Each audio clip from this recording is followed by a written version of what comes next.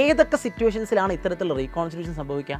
First of all change in profit sharing ratio, അതായത് partners തമ്മിലുള്ള profit sharing റേഷ്യോയിൽ change ഉണ്ടാകുന്നു. അപ്പോൾ ഡെഫിനറ്റ്ലി എന്ത് സംഭവിക്കും?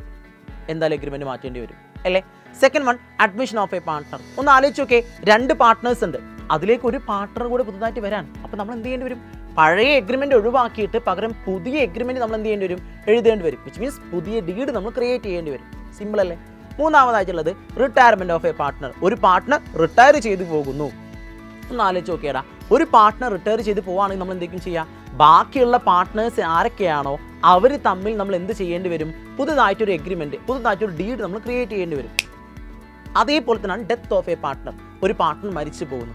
Last and finally amalgamation of 2 or more partnership firm, അതായത് 2 അതിൽ കൂടുതലോ ഫേമുകൾ തമ്മിൽ ഒരുമിച്ചിട്ട് ഒരൊറ്റ ഫേമായിട്ട് മാറുന്നു.